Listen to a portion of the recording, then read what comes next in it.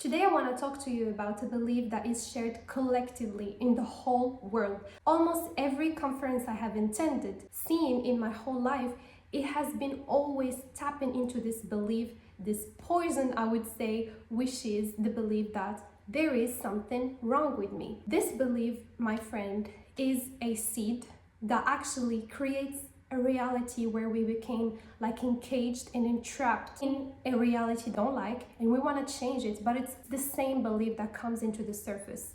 This belief is there is something wrong with me. It is true. It is true that there is something wrong with you, or is it a belief that you actually chose to embody for a reason? Today, we're gonna break this up. The first thing you need to understand is we came to this physical life to live an experience of life. In order for you to live this life, you had to choose a purpose. You had to choose a message. You had to choose something. You didn't come here to just like breathe. No, you came here for a purpose, for a reason. That's why everyone is worthy of life and everyone has his own purpose. Everyone has his own unique message to the earth. This message is linked to your truth. It's mostly linked to your happiness, and that's why actually everybody is looking for happiness. And in order for us to live this message, we have to choose certain circumstances to allow us to live the opposite of it, which is the sad part. Yes, we choose contrast in order for us to live this experience, so therefore we could like go back and live it in a different way that we want it. The whole path and the whole life is about this. It's about the path. It's not about reaching that goal, but it's about the path of you becoming your most authentic, joyful person that you actually deserve to be. The second thing I want to talk to you about is that if you hold beliefs such as I'm unlucky, things happen to some people and certain people know, I don't deserve it, there's something wrong with me, obviously, I'm unlovable, all of these beliefs that comes with such a low frequency, they represent your relationship with life, they represent your relationship with yourself, they represent your relationship with God or whatever you believe in. And so my friend, if you don't have a good relationship with your belief, then you don't have a good relationship with God, and that is something that I want you to address. I came across a quote, or I would say a sentence that was said by a spiritual teacher that I really love, and she said basically like imagine that there is a fish and she lives in the ocean, and she believes that actually the ocean is out to get her and he wants to harm her and he doesn't love her and everything. So you could imagine the life that this fish she will be living. She will be in survival mode, or every single time she will be suffering, she will feel like suffocated. And that, my friend, is the same thing that happens to us. If we don't have a good relationship with God, if we doubt ourselves, if we fear, if we feel all of these low frequencies, then that represents the reality that we are living. The only way for us is to have a better relationship, because we'd rather have starting points of a relationship than having no relationship at all. We need to be brave to step out of the zone of what they taught us and actually start looking for truth from ourselves.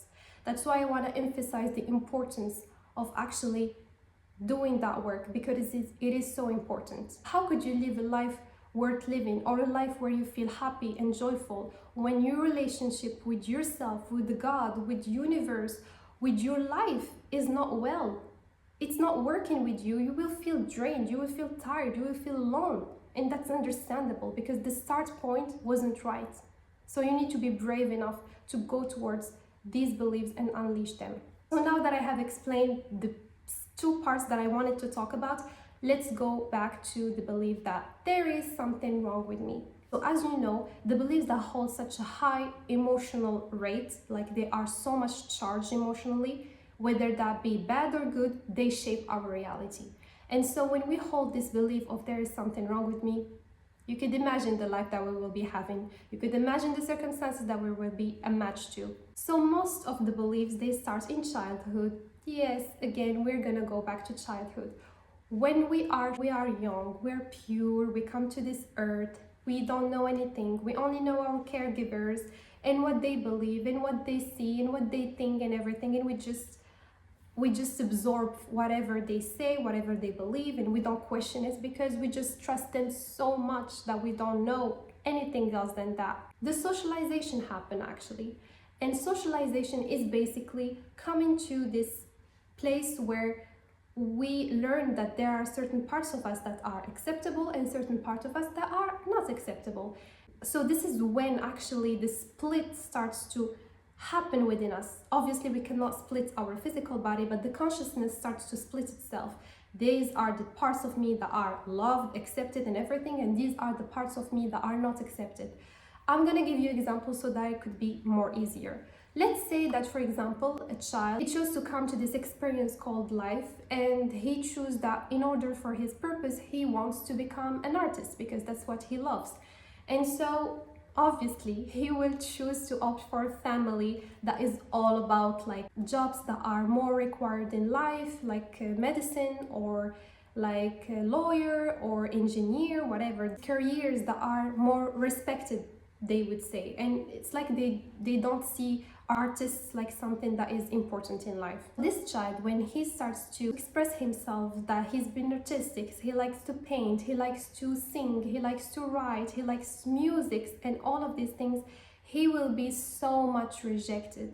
It's not because their caregivers didn't love them, it's because they don't value what he values. This huge shock between these two parts of the cycle, which we call family, it becomes hard for the child to adapt because obviously he needs love, he needs to survive, he needs food, he needs, like you could imagine the stress that he's going through. And so the only way for him to survive is to adapt, is to conform to what his family needs him to do. They want the best for him, and the best from him from their lenses is that for the child to become what they want.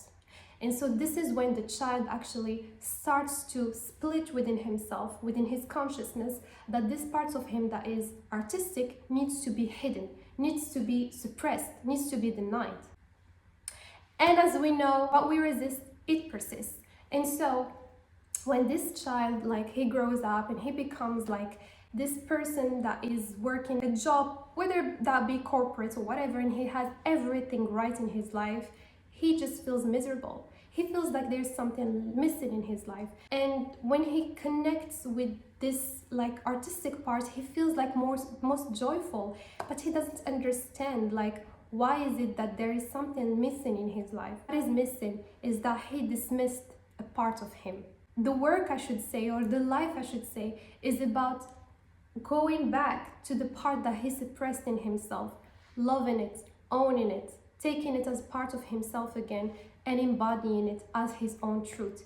This is the missing puzzle. This is what makes him unhappy. This is what makes him unloved. This is what makes him actually feel so lonely. It's because it's always a reflection of this part of him that holds this belief that there is something wrong with him. So, is there something wrong with you? The answer is no. This is something I wish somebody would have told me years ago, months ago, because I have been like crazy about thinking like, why is it that I cannot find what is wrong with me? Because there's nothing wrong with you. From the beginning, there was nothing wrong with you, but it was about the life itself. It was about coming to this place to understand that you have planted a belief to protect you, to allow you to survive. When you're gonna grow up and you're gonna have awareness and you're gonna have like a power a little bit over yourself, you could go back to this part of you and own it. And that's the journey. That's the journey of the hero, is to own your truth again, is to claim back this truth and own it as yourself, is to be brave enough to face everything you couldn't face when you were young, when you couldn't say no, when you couldn't be your cheerleader at that time, when you couldn't believe in yourself at that time, to be the one now to do it. Because you know what? This aspect of you, he knows that you can. That's why he's claiming you. That's why he's sending you all of these things that aren't happening in your life. It's not to punish you, because this is what we want to believe. We think that everything that is happening is against us, that it's wanting to punish us and it's wanting to hurt us, because that's what we believe. But the truth, my friends, is that this part of you, because she loves you deeply, she wants you to become whole again. She wants to live a life worth living. She doesn't want to be denied. She doesn't want to be trapped. She doesn't want to hurt you. But the only way, like, think of it. If I'm having everything fixed and I'm so happy, would I care if there's a part of me that is in the backseat, like screaming? No. The only way for me to make things shift in my life is circumstances happening, it's happening into my life. Then this is the moment where I would think like, oh my God, what is happening? Am I being punished? Did I do something? This is where we start questioning. This is the time when we start questioning everything in our life. This is the time when we start to go, okay, what is happening? What is wrong? Did I do something? And we start to question ourselves. There has never been something wrong with you. There is nothing wrong with you. There will never be something wrong with you. The thing that may be wrong is you still allowing yourself to live a life less than what you think and you know inside of you that you deserve. The only thing that could be wrong, if I allow myself to say it, wrong, is that when you continue, when you know that this part of you is screaming for you to own it, and yet you ignore it because you're afraid to face the same circumstances. Because that's what you need to know. This belief, you hold it, okay? Now you know it. You know that you're holding this belief. But every belief that you are holding has a reason for you holding it. The reason you're holding it is to protect you. Why? Because when you're protected, you're not gonna face the circumstances you faced when you were young. The rejection, to be threatened that you're gonna be alone all of your life. But the truth, my friend, God is frequency of love. When you step into your own power and you choose your own truth and you walk by it, hand in hand, knowing that this is your truth, you are giving love to it.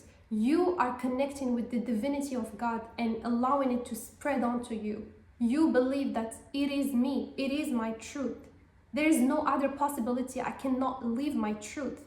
How dare place where you would live nothing less than your truth? If these were the circumstances you lived when you were young, so be it. But don't let them dictate your future life. Don't let them dictate your life in general. Don't let the fear hold you back from the potential that you could be living. Don't let the experiences that you have lived shape again and again and again the reality that you don't want to be in. It's only one thing. You know, there is only one thin layer. And that is confronting this fear. Being brave enough to do all the work to live the life worth living. Because to be honest with you, there are plenty of people who live a life less than what they deserve. It's their choice. But it's your choice too. It's your choice to choose whatever you want to do. Do you want to live a life where you're gonna just stand here and watch other people that are living their life and just feel like, I wish I could be me? Or you would say, how dare me not be me? How dare it not be my life? And allow yourself to go towards it. The work needs you to go through this fear. The work needs you to be compassionate to yourself, to give grace to yourself. The work needs you to step from victimhood to empowerment, to take your power back again, to give love to yourself, to praise yourself, to believe in yourself, to work on your relationship with God, to work on your relationship with yourself, to work with your relationship with yourself, to work with your relationship with life itself, to work with your relationship with people, everything. It requires work, but it's worth it. And let me tell you one thing that I'm gonna end the video with it. You knew before coming to this experience called life that it's gonna be hard. You knew it. You knew everything. But you decided to believe in yourself. You decided that, yeah, of course I can do it. When did this power go? This power is still in you. The compassion is still in you. The willingness is still in you. The love is still in you. The bravery is still in you. It just waits for you to go through it.